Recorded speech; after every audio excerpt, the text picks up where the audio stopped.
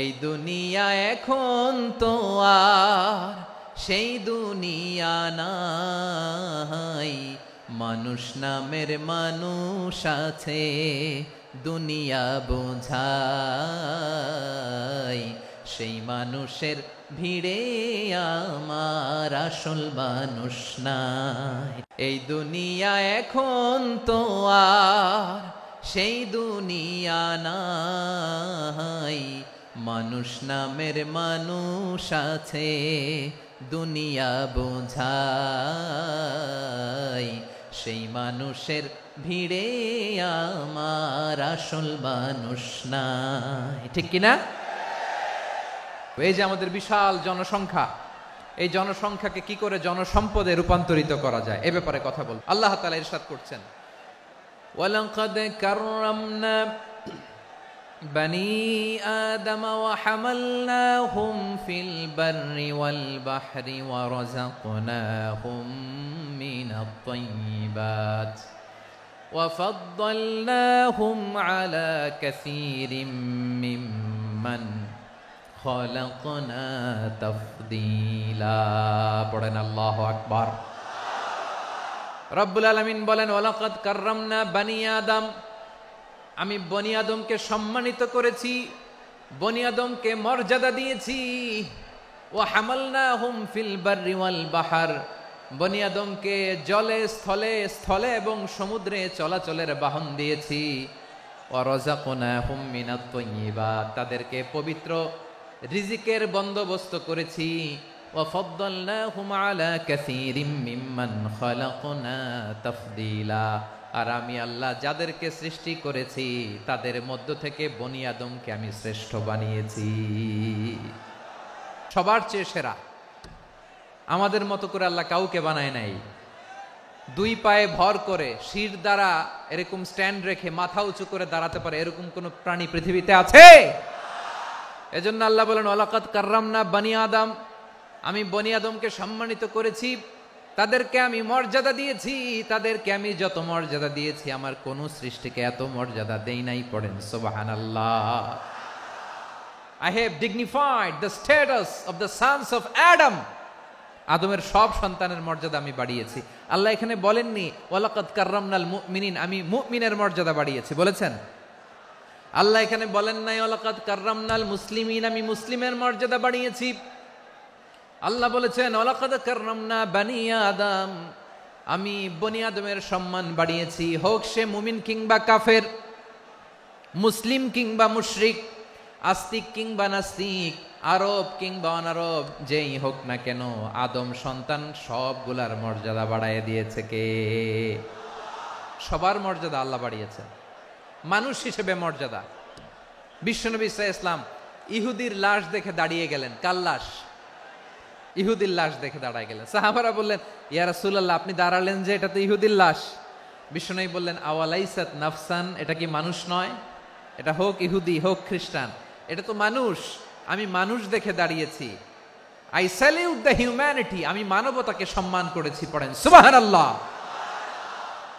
তাহলে এই জমিনে মানুষের মর্যাদা বেশি, হোক আস্তিক হোক নাস্তিক হোক মুমিন কিংবা কাফের। আদমের সন্তান হলে মানুষ হলেই তার মর্যাদা বাড়িয়েছে কে? আমার কলিজার টুকরা যশোরের ভাইয়েরা, মানুষের মর্যাদা আল্লাহ এত বাড়িয়েছেন, মানুষ জীবিত থাকলেও যেমনি মর্যাদাবান, মরে গেলেও মর্যাদাবান। সুবহানাল্লাহ পড়েন। মানুষ মরে গেলে এই ডেড বডিটা কি হয়? পচে যায়, গলে যায়, মাটির সাথে মিশে যায়। তাই বলে আপনি ডেড বডির সাথে যাচ্ছে তাই করতে পারবেন না। পারবেন? কেউ যদি অন্যায় করে তাকে যদি আপনি শাস্তির আওতায় আনেন, যা মনে চায় করতে পারবেন না। তারা আগুন দিয়ে পোড়াতে পারবেন না, নাক কাটতে পারবেন না, কান কাটতে পারবেন না, অঙ্গ বিকৃতি করতে পারবেন না। কারণ মানব জাতির মর্যাদা স্বয়ং দিয়েছে কে? ডেড বডি পচে যাবে, গলে যাবে। তারপরে ইসলাম বলে, না খবরদার, এই মরা লাশটারও একটা মর্যাদা আছে না নাই? ইসলাম বলে এই লাশটা গলে যাবে, পচে যাবে, কিন্তু এটার অমর্যাদা করো না। কর্পূর দিয়ে, খেজুর পাতা দিয়ে এটাকে ওয়ার্ম ওয়াটার দিয়ে, গরম পানি দিয়ে ধৌত করো। সাদা শুভ্র ধবধবে কাপড় দিয়ে লাশটাকে তুমি কাভার করো। তারপরে খাটিয়ার মধ্যে লাশটাকে রেখে বিশাল একটা প্রোগ্রাম করো, একটা ফিউনারাল প্রোগ্রাম করো। ওই প্রোগ্রামের ডানে বায়ে পেছনে লাশটারে রাখলে হবে না, প্রোগ্রামের একেবারে সামনটাতে তুমি লাশটাকে রাখো। সুবহানাল্লাহ। একটা ফিউনারাল প্রোগ্রাম করতে হবে, তাকে শেষ বিদায় জানাতে হবে, যেটাকে আমরা জানাজা বলি। কি বলি?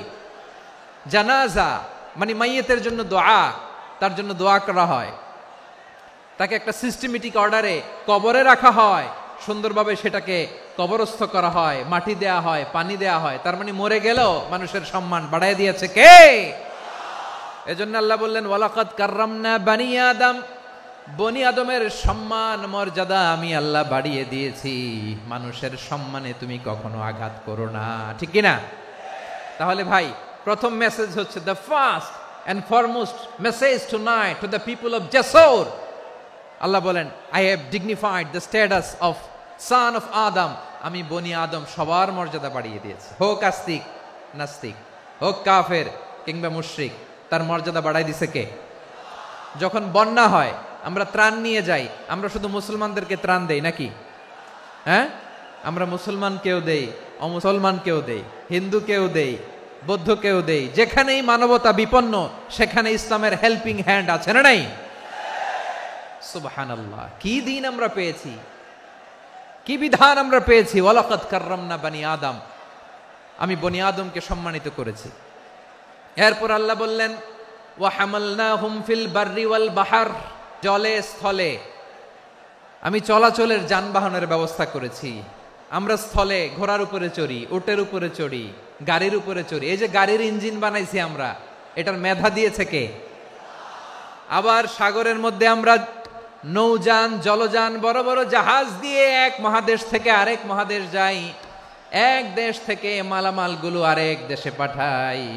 সাগরের ভেতরে নৌকাগুলোরে ধরে রাখলো কে? ওয়াল ফুলকিল্লাতী তাজরি ফিল বাহরি বিমা ইয়ানফাউন নাস। মানুষের উপকার আছে এরকম সরঞ্জামাদি নিয়ে সাগরের উপরে বিশাল বিশাল জলযানগুলো চলে। এগুলো ডুবে যায় না, কাত হয়ে যায় না, পড়ে যায় না। এগুলোকে স্থিতিস্থাপকতাকে ঠিক করে রাখলো কে? আপনারা জাহাজ দেখেছেন? জাহাজ দেখছেন? বিশাল বিশাল জাহাজ, বিশাল জাহাজ মালামাল নিয়ে এক মহাদেশ থেকে আরেক মহাদেশে যায়। গত মাসে আমার জাপান সফর ছিল। এই যে বাংলাদেশে যে গাড়িগুলো চালান, বেশিরভাগ গাড়ি আসে কিন্তু জাপান থেকে। হাজার হাজার গাড়ি একটা জাহাজ বহন করতে পারে, হাজার হাজার গাড়ি। এটার সাগরের মধ্যে ভাসাইলো কে? হাজার হাজার গাড়ি নিয়ে জাপানিজ গাড়িগুলো আমাদের চট্টগ্রামের এয়ারপোর্টের বন্দরে ভিড়ে। যুক্তরাষ্ট্রে আমি দেখেছি বিশাল বিশাল জাহাজ। আপনারা টাইটানিক জাহাজের নাম শুনেছেন? টাইটানিক জাহাজের 8 গুণ 10 গুণ বড় একটা জাহাজ আছে, আইকন অফ দ্য সি, আমি দেখে এসেছি। রয়্যাল ক্যারিবিয়ান দেখে এসেছি। সাগরের সামনে জেটিতে যখন দাঁড়ালাম, জাহাজটা যখন যায়, আমার মনে হচ্ছে একটা শহর, গোটা শহর, the entire city is floating on the water. পুরো একটা শহর মনে হয় পানির উপর দিয়ে ভেসে যাচ্ছে। পড়েন সুবহানাল্লাহ। এই যে আইকন অফ দ্য সি, এই ক্রুজ, এই জাহাজটা, এটার ভিতরে স্টেডিয়াম আছে। কিসের ভিতরে স্টেডিয়াম? কথা বুঝে নাই বোধহয়। স্টেডিয়াম কিসের ভিতর? সুইমিং পুল আছে, শপিং মল আছে, রেস্টুরেন্ট আছে, ক্লাব আছে, 3000 4000 রুম বিশিষ্ট, কক্ষ বিশিষ্ট হোটেল আছে। এই সবগুলোর নিয়ে এগুলো চলে সাগরের দোলার মধ্যে, জলোচ্ছ্বাসের মধ্যে। এই সাগরের ভেতরে এই জাহাজগুলোর ভাষায় রাখছে কে?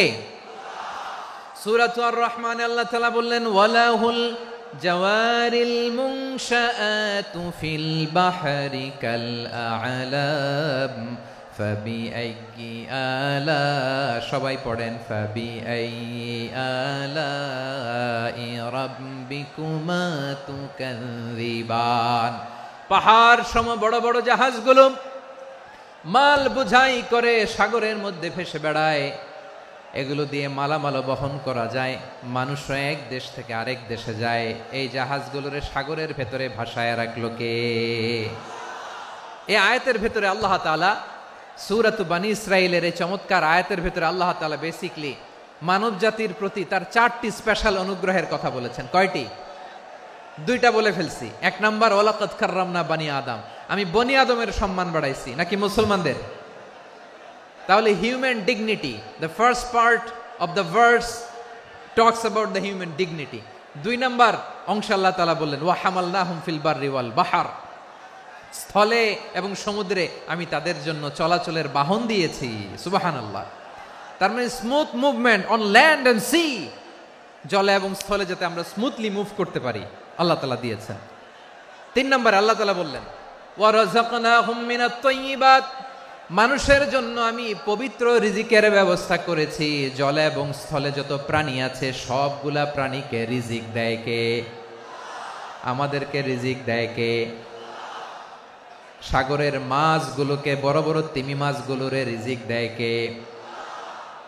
বাতাসের মধ্যে ভেসে বেড়ানো বড় বড় পাখিগুলো, স্ক্যান্ডিনেভিয়ান কান্ট্রি থেকে লক্ষ লক্ষ কোটি কোটি পাখিগুলো যে এক দেশ থেকে আরেক দেশে ট্রান্সফার হয়, এগুলোর রিজিক দেয় কে? রব্বুল আলামিন বলেন ওয়ামা মিন দাব্বাতিন ফিল আরদি ইল্লা আলাল্লাহি রিজকুহা ওয়া ইয়ালামু মুস্তাকাররাহা ওয়া মুস্তাওদাআহা কুল্লুম ফি কিতাবিম মুবিন। আল্লাহু আকবার। রব্বুল আলামিন বলেন ভূপৃষ্ঠে বিচরণশীল যত প্রাণী আছে সব প্রাণীগুলোকে আমি আল্লাহ আমার নিজের কুদরতে রিজিকের বন্দোবস্ত করি। এই প্রাণীগুলো কোথায় থাকে, কোথায় যায়, সব জায়গায় আমি রিজিক পৌঁছে দেই। রিজিক কেউ দিতে পারে না, রিজিকের মালিক কে? রিজিকের মালিক তিনি আল্লাহ। এজন্য আল্লাহ তাআলা বললেন ওয়া রাযাকনাহুম মিনাত তাইয়্যিবাত। এরপর আল্লাহ বললেন ওয়া ফাদ্দালনাহুম আলা কাসীরিম মিম্মান খালাকনা তাফদীলা। আমি যত প্রাণী সৃষ্টি করেছি সকল প্রাণীর মধ্যে মানুষের মর্যাদা শ্রেষ্ঠত্ব আমি দিয়েছি। সুবহানাল্লাহ পড়েন। তাহলে 1 নম্বরে আল্লাহ বললেন আমি বনি আদমের মর্যাদা বাড়ালাম। এরপরে বললেন স্থলে এবং সমুদ্রে চলাচলের জন্য যানবাহন দিলাম। 3 নম্বরে আল্লাহ বললেন পবিত্র রিজিকের ব্যবস্থা করে দিলাম। এরপরে আল্লাহ বললেন যত প্রাণী আছে, সৃষ্টি আছে, সবগুলার উপরে আমি মানুষকে শ্রেষ্ঠত্ব দিলাম। সুবহানাল্লাহ। তাহলে সবচেয়ে বেশি শ্রেষ্ঠত্ব মানুষের। কার? মানুষের। শুধু তাই নয় প্রিয় ভাইরা, আকাশ এবং জমিনে যা কিছু আছে সবকিছু মানুষের জন্য, মানুষের কল্যাণে, মানুষের প্রয়োজনে, মানুষের বশীভূত করে সৃষ্টি করেছেন কে? রব্বুল আলামিন বলেন হুয়াল্লাযী খালাকা লাকুম মা ফিল আরদি জামিআ। এই জমিনের মধ্যে যা কিছু আমি আল্লাহ সৃষ্টি করেছি সব কিছু আমি মানুষের জন্য সৃষ্টি করেছি। পড়েন সুবহানাল্লাহ। হুয়াল্লাযী খালাকা লাকুম মা ফিল আরদি জামিআ, যা আছে সব আমাদের জন্য, সব আমাদেরকে সার্ভিস দেওয়ার জন্য, আমাদের উপকারের জন্য, আমাদের কল্যাণের জন্য। আওয়াজ করে সবাই পড়ুন আল্লাহু আকবার। অন্য আয়াতে আল্লাহ বললেন ওয়াসাখখারা লাকুম মা ফিস সামাওয়াতি ওয়া মা ফিল আরদি জামিআম মিন ইন্না ফি যালিকা লাআয়াতিন লিকাউমিন ইয়াতাফাক্কারুন। প্রথমে আয়াতে আল্লাহ বললেন জমিনে যা আছে সব তোমাদের কল্যাণে আমি সৃষ্টি করলাম। এরপরে আল্লাহ বললেন আকাশেও যা আছে সব তোমাদের জন্য সৃষ্টি করলাম, তোমাদের অনুগত বানায় দিলাম। পড়েন সুবহানাল্লাহ। মানুষের কি ব্রেইন দেখেন, মানুষ জমিন ছেড়ে আকাশে চলে যায়। পাখি দেখে মানুষের শখ হলো পাখি যেহেতু উঠতে পারে আমরাও পারবো। অরবিল রাইট, উইলবার রাইট, 2 ভাই মিলে আঁকাঝোঁকা করতে করতে করতে করতে প্লেন বানায় ফেললো। কোন সুবহানাল্লাহ। এখন পাখিও ওরে, আমরাও ওরি। এরপরেই মানুষের কৌতূহল থামে না এখানে। মানুষ চলে গিয়েছে চাঁদে। কোথায় গেছে? এখন কিন্তু চাঁদে জমি বিক্রি হয় জানেন। পৃথিবী নিয়ে মারামারি শেষ, রাশিয়া আমেরিকা এখন ধরছে চাঁদ আর মঙ্গল গ্রহ। এখন চাঁদে জমি বিক্রি হয়, মঙ্গলে জমি বিক্রি হয়। এই চাঁদ, মঙ্গল, বৃহস্পতি, শনি সব আল্লাহ তাআলা আমাদের জন্য বানিয়েছেন। সুবহানাল্লাহ পড়েন। মানুষ সাগরের উপরে চড়ে, শূন্যে ভেসে বেড়ায়, পাহাড় কেটে সুড়ঙ্গ বানায়, টানেল বানায়। মানুষ ব্রডব্যান্ডের লাইন নিয়ে যায় সাগরের ভেতর দিয়ে, এক দেশ থেকে আরেক দেশে, এক মহাদেশ থেকে আরেক মহাদেশে। সুবহানাল্লাহ পড়েন। তার মানে গোটা বিশ্বের সবকিছুর উপরে control, superiority over all creatures, সবকিছুর উপর কন্ট্রোল, মনিটরিং, নিয়ন্ত্রণ, এটা প্রতিষ্ঠা করে দিয়েছে কে? এজন্যই মানুষের শ্রেষ্ঠত্ব। ওয়ালাকাদ কাররামনা বানি আদম, আমি বনি আদমের সম্মান বাড়িয়েছি, মর্যাদা আমি বাড়িয়ে দিয়েছি এ কারণে, কারণ মানুষ সবকিছুর উপর নিয়ন্ত্রণ নিতে পারে। মানুষকে নিয়ে এই কোরআনের সব আলোচনা, মানুষকে নিয়ে এই কোরআনের সব। তাই কোরআনের কেন্দ্রীয় আলোচ্য বিষয় হচ্ছে মানুষ। মানুষকে আল্লাহ স্বাধীনতা দিয়েছেন। ফামান শাআ ফালইউমিন ওয়া মান শাআ ফালইয়াকফুর। চাইলে মুমিন হতে পারো, চাইলে কাফের হতে পারো, তোমার ইচ্ছা। তবে জেনে রাখো, মুমিন হলে পাবা জান্নাত, কাফির হলে পাবা জাহান্নাম। নাও দ্য ডিসিশন ইজ ইয়ার্স। সিদ্ধান্ত তোমার, জান্নাতে যাবা না জাহান্নামে যাবা। মানুষকে আল্লাহ এত স্বাধীনতা দিয়েছেন, মানুষ চাইলে অনেক ভালো হইতে পারে। ভালোর রাস্তাও খোলা, খারাপ হওয়ার রাস্তাও খোলা। ভালো হইলে মানুষ অনেক ভালো, খারাপ হইলে অনেক খারাপ।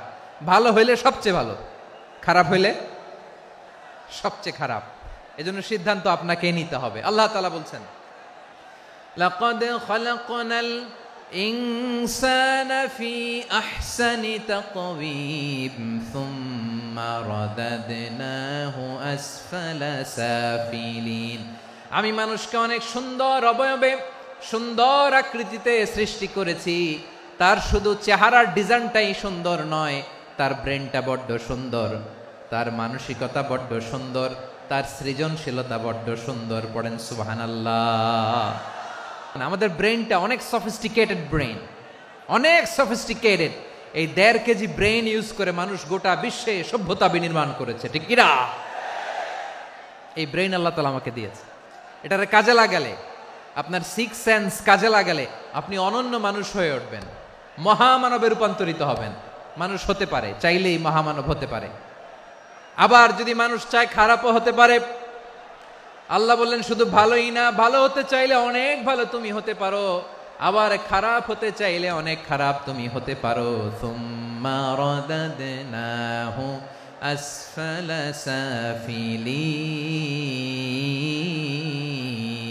সাফিলিন।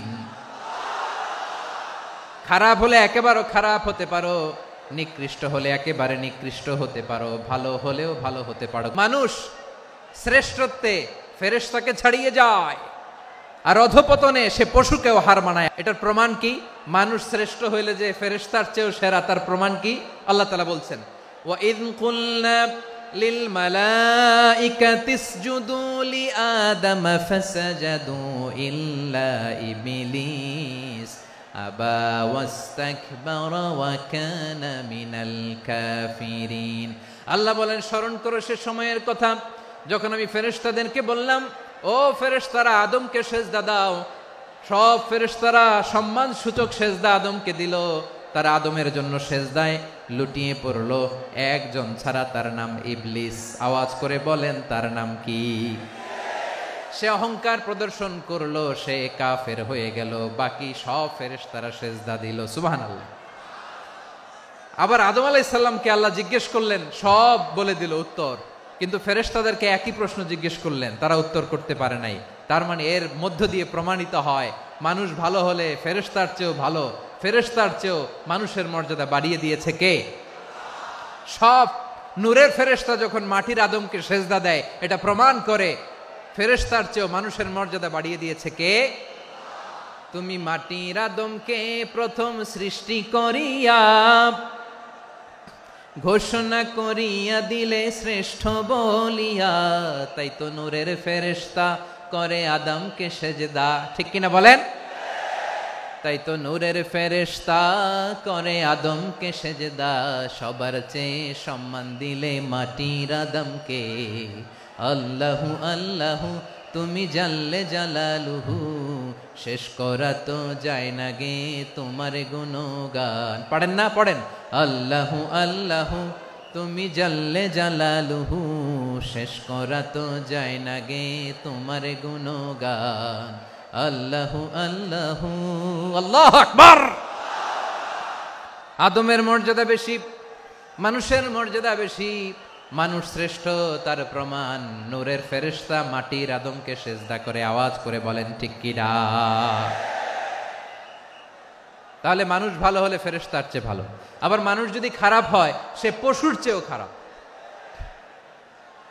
অধপতনে পশুত্বকে হার মানায়। তার প্রমাণ কি? তার প্রমাণ হচ্ছে যশোরের ভাইরা দেখবেন পত্রিকায় নিউজ পেপারে মাঝে মাঝে এরকম দেখা যায়, এক মানুষ আরেক মানুষকে হত্যা করে 20 টুকরা করে বস্তার ভিতরে ভরেছে। আচ্ছা, বুঝে থাকলে আওয়াজ করে বলেন, কোনদিন শুনছেন একটা হাতি আর একটা হাতিকে হত্যা করে 20 টুকরা করছে, এরপরে বস্তার ভিতরে ভরছে? হয়েছে? তাহলে দেখেন, মানুষ যদি খারাপ হয় সে পশুকেও হার মানায়। চিল্লায় বলো ঠিক কিনা? এমনও দুশ্চরিত্র মানুষ আছে যার নজর থেকে 6 মাসের ছোট্ট মেয়ে থেকে শুরু করে 80 বছরের বৃদ্ধারাও নিরাপদ নয়। পশুকেও হার মানায়। মানুষের ঘর জ্বালিয়ে পুড়ে মেসাকার করে দেয়, জনপদের পর জনপদ জ্বালায় দেয়। এরকম আছে না নাই? গাজার মধ্যে যে অ্যাটাক করেছে, এরা মসজিদ মানে নাই, মসজিদে বম ফেলেছে। এরা খ্রিস্টানদের চার্চ গির্জা মানে নাই, গির্জায় বম ফেলেছে। পৃথিবীর ইতিহাসে never happened in the history of the world that someone bombed on a hospital, on a ICU center. এমন হাসপাতাল যেখানে আইসিইউর রোগীরা আছে, ওই হাসপাতালের উপরও ইসরায়েলি সৈনিকেরা বোমা মেরেছে। জোরে বলেন ঠিক কিনা? এরা মানুষ? আওয়াজ করে বলেন, এরা মানুষ না। প্রিয় ভাইয়েরা, চোখ কান নাক মুখ থাকলেই মানুষ না। যা সামনে দেখেন এগুলো সব মানুষ না, এগুলো জনসংখ্যা। এগুলো কি? সবাই বলুন, এগুলো কি? বাড়ছে জনসংখ্যা, কমছে মানুষ।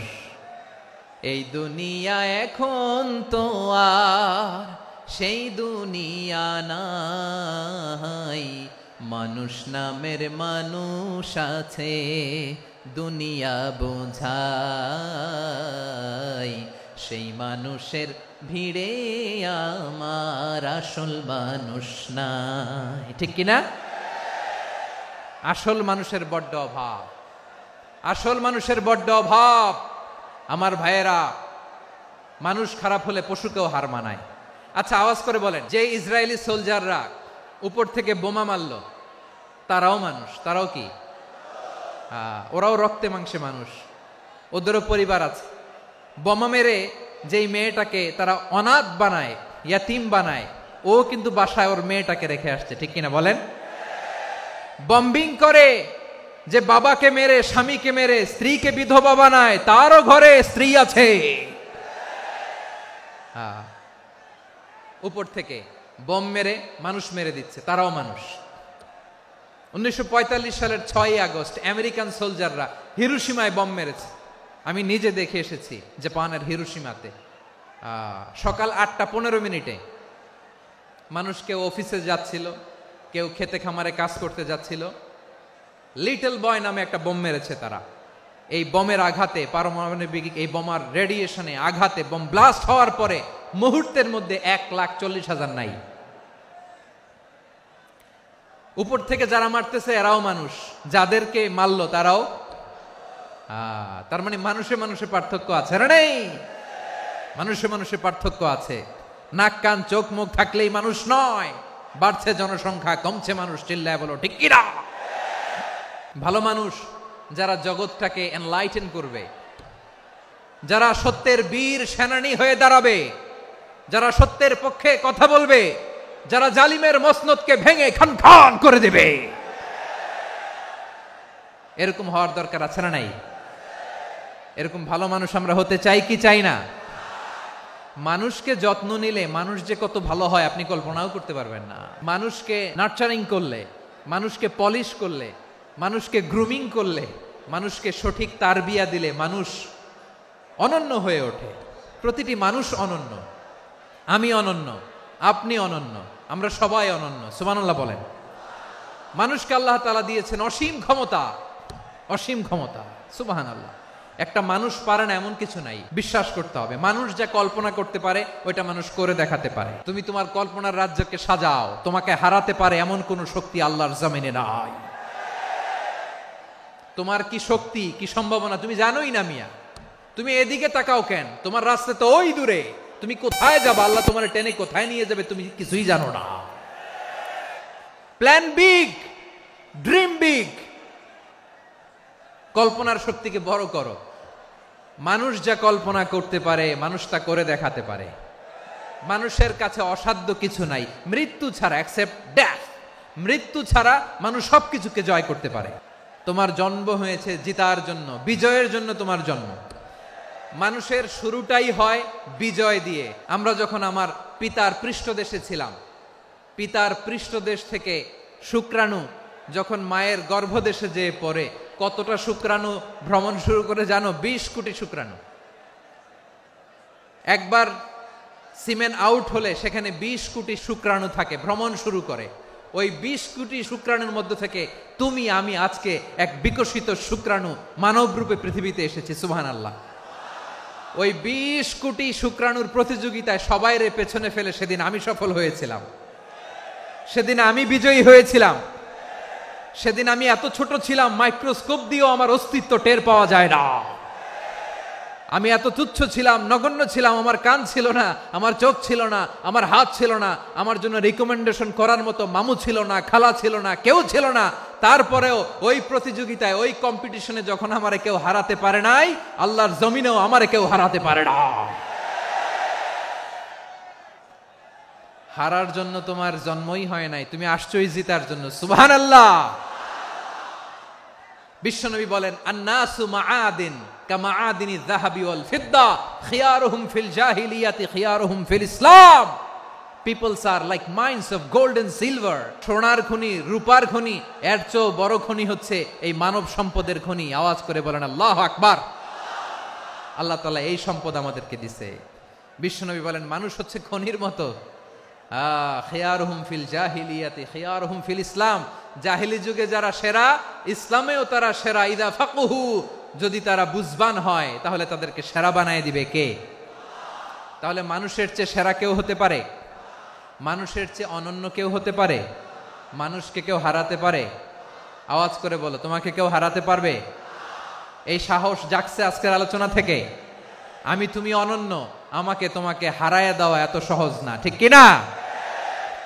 একটা কথা জীবনের সাথে সেট করে নিতে হবে, আমি জিতি নয় শিখি, আমি কখনো হারি না। তাহলে বিশ্বনবী বললেন, নাসু মাআদিন, মানুষ হচ্ছে খনি, এই খনির যত্ন নিতে হবে।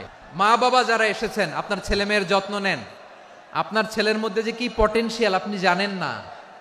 আপনার এই ছোট্ট অবুজ ছেলেটাই আগামী দিনের শায়েখ আহমদুল্লাহ হবে। আপনার হেফজখানায় পড়া ওই ছোট্ট ছেলেটাই আগামী দিনের আল্লামা মামুনুল হক হবে। আপনার ওই ছেলেটা আমির হামজা হবে, আব্দুল হাই সাইফুল্লাহ হবে। এভাবে বড় বড় আলেম হবে, তারা যুগশ্রেষ্ঠ আলেম হবে। সেই একদিন এই বাংলাদেশের পার্লামেন্টে যে বক্তব্য দিয়ে যশোরের পক্ষে কথা বলবে। আপনি জানেন না, কাউকে ছোট করবেন না আপনি, ওর কনফিডেন্স আপনি কমাবেন না, আপনি কমাতে পারেন না। প্যান্ডেলে আমার যে মা বোনেরা আছেন, ছেলে মেয়েদেরকে কখনো ছোট করে কথা বলবেন না। ও যে কোথায় যাবে আপনি জানেন না, আপনি মা হয়ে তাকে সাহস দিবেন, তার কল্পনার জগৎটাকে সাজাতে তাকে উৎসাহিত করবেন, ঠিক কিনা বলেন?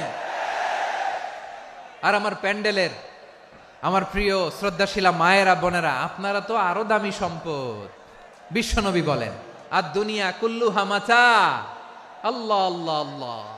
বিশ্বনবীর কথার ওজন দেখেন, আর দুনিয়া কুল্লুহা মাতা ওয়া খায়রু মাতা'আদ দুনিয়াল মারআতুস সালিহা। বিশ্বনবী বলেন, দুনিয়ায় যা দেখো সব আল্লাহর দেওয়া অ্যাসেট, মানে সম্পদ।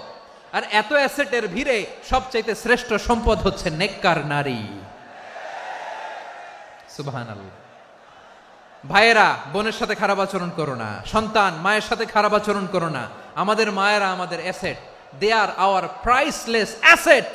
কারণ এই মায়েদের পেটে এসেছে আল্লাহর ওলিরা, এই মায়েদের পেটে এসেছে খান জাহান আলী, এই মায়ের পেটে এসেছে শাহজালাল ইয়ামানি, এই মায়ের পেটে এসেছে আল্লাহর সব নবীরা।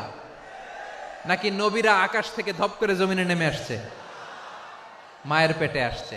এই মায়ের পেটগুলো খনি। আমার সম্মানিতা মায়েরা বোনেরা, নিজেকে ইসলাম দিয়ে সাজান, নিজেকে পবিত্র রাখুন। নিজের আব্রু ইমান ইজ্জতের হেফাজত করুন, কোরআন পড়ুন, সুন্নাহ পড়ুন। আপনি জানেন না আপনার গর্ভে কে আসছে, কোন ক্ষণজন্মা পুরুষকে আল্লাহ তাআলা আপনার গর্ভে পাঠাবে আপনি জানেন না। মায়েরা নিজেদেরকে পবিত্র রাখুন, ইসলাম চর্চা করুন, কোরআন চর্চা করুন, নৈতিকতা দিয়ে নিজেকে সাজান। যশোরের জেনজি, নিজেদেরকে প্রস্তুত রাখো আগামীর বাংলাদেশের জন্য। নৈতিকতা, মোরালিটি, ভ্যালিউজ দিয়ে নিজেকে সাজাও, ইসলাম দিয়ে নিজেকে সাজাও, কারণ আগামীর বাংলাদেশ ইসলামের বাংলাদেশ। বাংলাদেশের আসল পরিচয় ইসলাম। বাংলাদেশের আসল পরিচয় কি? সবাই বলে না, আওয়াজ করে, এদেশের আসল পরিচয়। এদেশে আজান শুনে সূর্য ওঠে শহর গ্রামে, এদেশে আজান শুনে সূর্য ডুবে সন্ধ্যা নামে, এদেশে সকল কাজে সবাই বলে বিসমিল্লাহ, এদেশে ভালো কিছু দেখে শুনে হাসি মুখে সবাই বলে মাশা আল্লাহ, সুবহানাল্লাহ সুবহানাল্লাহ সুবহানাল্লাহ সুবহানাল্লাহ সুবহানাল্লাহ সুবহানাল্লাহ সুবহানাল্লাহ সুবহানাল্লাহ। ও নবীন তরুণ, তোমার কিসের এত ভয়? জেনে রেখো বাংলাদেশের আসল পরিচয়। বাংলাদেশের আসল পরিচয় ইসলাম। আওয়াজ তুলে বলো, আসল পরিচয় কি? এদেশে পরস্পরে দেখা হলে দেয় সালাম, এদেশে আমজনতার হৃদয় জুড়ে পাক্কা আলাম, ঠিক কি না? এদেশে বিপদ এলে সর্বজনে সর্বক্ষণে দোয়া পড়ে ইন্না লিল্লাহ সুবহানাল্লাহ সুবহানাল্লাহ সুবহানাল্লাহ সুবহানাল্লাহ। এদেশে আজান শুনে সূর্য ওঠে শহর গ্রামে, এদেশে আজান শুনে সূর্য ডুবে সন্ধ্যা নামে, এদেশে সকল কাজে সবাই বলে বিসমিল্লাহ, এদেশে ভালো কিছু দেখে শুনে হাসি মুখে সবাই বলে মাশা আল্লাহ সুবহানাল্লাহ। আওয়াজ করে সুবহানাল্লাহ সুবহানাল্লাহ সুবহানাল্লাহ সুবহানাল্লাহ। সবাই একসাথে সুবহানাল্লাহ সুবহানাল্লাহ সুবহানাল্লাহ সুবহানাল্লাহ। এদেশের আসল পরিচয় কি? আওয়াজ করে বলতে ভয় লাগে। এদেশের আসল পরিচয় কি? ইসলাম দিয়ে আমাদের সংসদ ভবন চলুক, আমরা চাই কি চাই না? বঙ্গভবনে লা ইলাহা ইল্লাল্লাহর পতাকা উড়ুক, আমরা চাই কি চাই না? প্রতিটি জেলা অফিসে, ডিসি অফিসে লা ইলাহার পতাকা ঝুলুক, আমরা চাই কি চাই না? মানুষকে যত্ন নিলে মানুষের মধ্যে আল্লাহ কি পটেনশিয়াল রেখেছে। আমি জাপানের দুইটা উদাহরণ দেই। জাপানে 2022 সালে জাপানের সাথে জার্মানির খেলা, ফিফা ওয়ার্ল্ড কাপ 2022, ওই খেলায় জিতেছিল জাপান। জিতেছিল 22 সালের এই ফিফা ওয়ার্ল্ড কাপে জাপান ফুটবল খেলায় জিতে as a part of their celebration তারা খেলার পরে পুরো স্টেডিয়ামটারে ক্লিন করে, the fan base of Japan, lakh lakh মানুষ খেলা দেখতে যায়, তো এত ডাস্টবিনও তো নাই, তো যারা ডাস্টবিনে জায়গা পায় নাই তারা এই যে চকলেটের প্যাকেট, পানির বোতল, চিপসের প্যাকেট তারা এদিকে সেদিকে রেখে দিয়েছে। জাপানের ভক্তরা, জাপানের ফলোয়াররা as a part of their celebration তারা খেলার পরে পুরো স্টেডিয়ামের সব ময়লা আবর্জনা ক্লিন করে তারপরে বিদায় নিয়েছে। তাদেরকে কি ক্লিন করার দায়িত্ব দেয়া হয়েছিল? তারা কি স্টেডিয়ামের পরিচ্ছন্নতা কর্মী? তাদের আকল, তাদের সিক্স সেন্স তাদেরকে বলেছে। ছোটবেলা থেকে জাপান গভর্নমেন্ট ওদেরকে এত পরিচ্ছন্নতা শেখায়, ক্লিনলিনেস অ্যাওয়ারনেস ক্যাম্পেইন করায়। ক্লাসে আমি দেখেছি, ক্লাসে নিজের বেঞ্চ নিজে মুছে, ক্লাসের মাঝখানে একটা সময় দেয়, নিজের টেবিল নিজে মুছে, নিজের ক্লাসরুমটা নিজে পরিষ্কার করে, রাস্তাঘাটে একটা ধুলা নাই, ময়লা নাই, একটা টিস্যু নাই। খেলার পরে গোটা বিশ্বকে তাক লাগিয়ে দিয়েছে। জাপানের ফ্যানরা সবার রেখে যাওয়া গার্বেজ, টিস্যু, বোতল পরিষ্কার করে তারপরে স্টেডিয়াম থেকে বিদায় নিয়েছে। আমরা কেন এমন হইতে পারলাম না? জাপানের যারা এগুলো করছে ওদের 3টা করে চোখ না? চোখ তো 3টা, জাপানো লাগো, জাপানো লাগো, হাত তো 4টা, কান তো 6টা, হ্যাঁ? নাকি আমার মতো 2 হাত 2 কানওয়ালা মানুষ? চোখে দেখলে ওটা মানুষ না। চিন্তা করছেন? তার মানে জাপানিজদেরকে যে গ্রুমিং করে শিখানোর মাধ্যমে পরিচ্ছন্ন বানানো গেছে, ওরা যেমনি মানুষ আমরাও মানুষ, আমাদের সন্তানদেরকে শেখালে তারাও পারবে কিনা? 2 নম্বর উদাহরণ বলি। চট্টগ্রাম ফেনীতে যারা গিয়েছেন, মেঘনা গোমতী ব্রিজ প্রকল্প নাম শুনছেন? মেঘনা একটা ব্রিজ পার হওয়া লাগে। এই মেঘনা গোমতী, এখানে 3টা ব্রিজ কাঁচপুর সহ, এই 3টা ব্রিজের নির্মাণ কাজ, রেনোভেশনের কাজ দেয়া হয়েছিল জাপানের একটা কোম্পানিকে। কাকে? জাপানের কোম্পানি। নির্মাণ শেষে 738 কোটি টাকা বেঁচে গেছিল, এটা গভর্নমেন্টের হাতে দিয়ে তারা বিদায় নিয়েছে। কত টাকা? 738 কোটি টাকা। যত প্রাক্কলিত ব্যয় নির্ধারণ করা হয়েছে সব টাকা সরকার, তৎকালীন সরকার 2019-এর সরকার, কারা ছিল তো জানেন? এই 2019-এর সরকার তাদেরকে দিয়েছে। তারা রিনোভেশন নির্মাণ শেষে 738 কোটি টাকা অতিরিক্ত বেঁচে গেছিল, এটা আবার গভর্নমেন্টের হাতে বুঝাই দিয়ে তারা বিদায় নিচ্ছে। আমরা কেন এমন হইতে পারলাম না? জাপানের ওরাও মানুষ, আমরাও মানুষ, তার মানে মানুষে মানুষে পার্থক্য আছে না নাই? আচ্ছা, জাপানের 2টা উদাহরণ দিলাম, এবার আমার দেশের 2টা উদাহরণ দিব না? বাংলাদেশের 2টা উদাহরণ দিই। 1 নম্বর উদাহরণ, গত সপ্তাহে আপনারা জানেন কক্সবাজার আমার একটা প্রোগ্রাম ছিল, তো হেলিকপ্টারে গিয়েছিলাম। ফেনী জেলা যখন পার হচ্ছি, আমি দেখলাম 3টা উইন্ডমিল চিনেন তো? বিশাল পিলার, 3টা-4টা পাখা থাকে। বায়ু বিদ্যুৎ কেন্দ্র, বাংলাদেশের প্রথম বায়ু বিদ্যুৎ কেন্দ্র এটা। মুহুরী প্রজেক্ট বলে এটার, সম্ভবত মুহুরী প্রজেক্ট। তো সাগরের বাতাসের ঝাপটায় এটা ঘুরে এনার্জি হয়, ইলেকট্রিসিটি উৎপাদন হয়। তো আমি পাইলটকে বললাম, ভাই এগুলো থেকে কেমন ইলেকট্রিসিটি উৎপাদন হয়? কয়, হুজুর একটু হয় না, কিছুই হয় না। কিছুই হয় না মানে? বলে, হুজুর বাংলাদেশে যত উইন্ডমিল আছে এটার পাখা একটাও ঘুরে না। আল্লাহ, বলেন কি? তাহলে এই যে কোটি কোটি টাকা ব্যয় করে যে উইন্ডমিল, কয় হুজুর উপরে ফিটফাট, ভিতরে সদরঘাট। তার মানে কোটি কোটি টাকা দিয়ে এই উইন্ডমিল বানায়, এখানে কিছু নাই।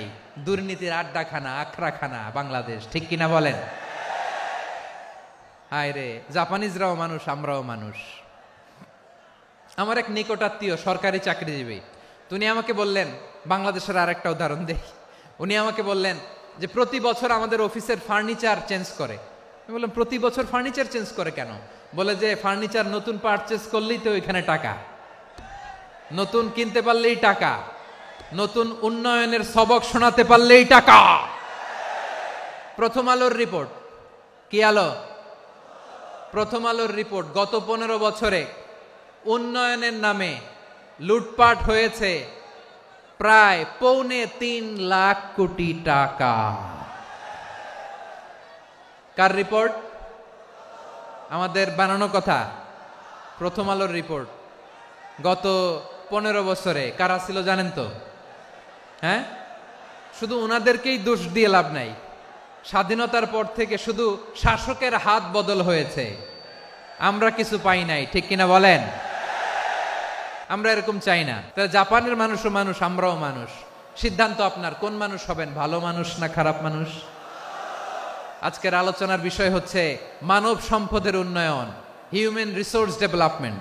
It's a process to increase the capacity of knowledge, skill, capacity of the people of a country. একটা দেশের মানুষের জ্ঞান, তাদের দক্ষতা কি করে বাড়ানো যায়, বাড়িয়ে দেশের উন্নয়ন করানো যায়, এটাই হচ্ছে মানব সম্পদ উন্নয়নের মূল কথা।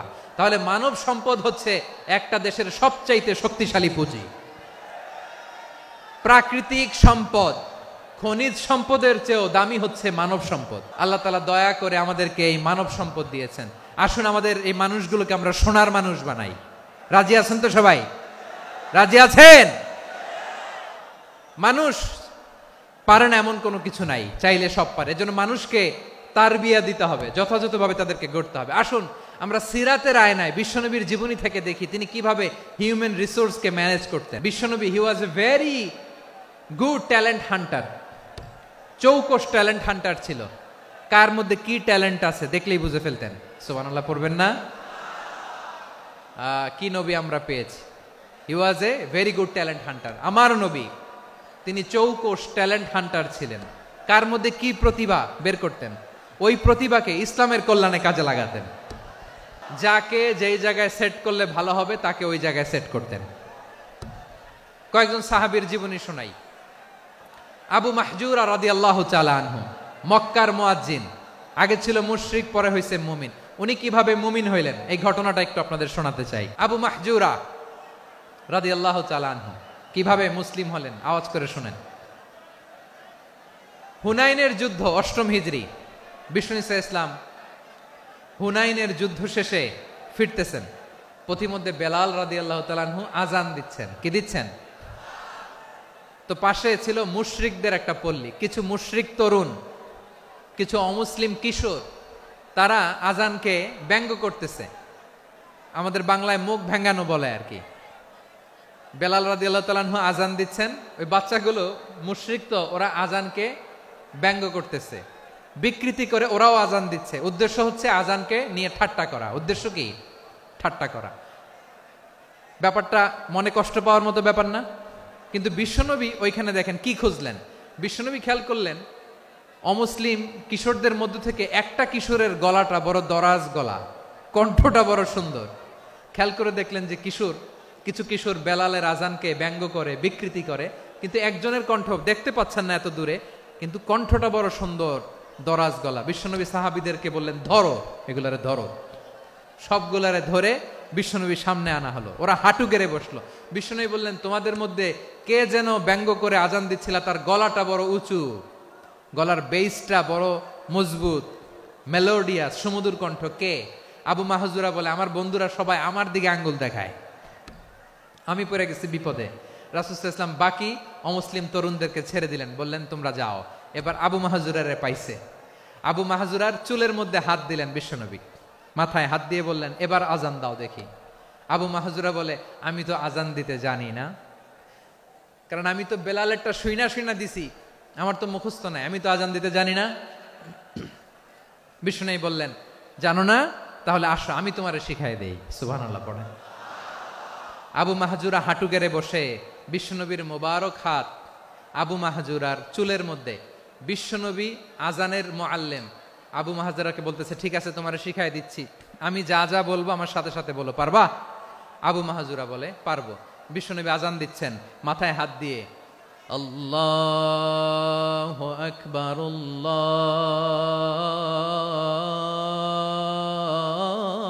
আল্লাহু আকবার। আবু মাহজুরা এই বাক্যটা পড়লেন। বিশ্বনবী দ্বিতীয় বাক্য পড়তে আরম্ভ করলেন, আল্লাহু আকবার,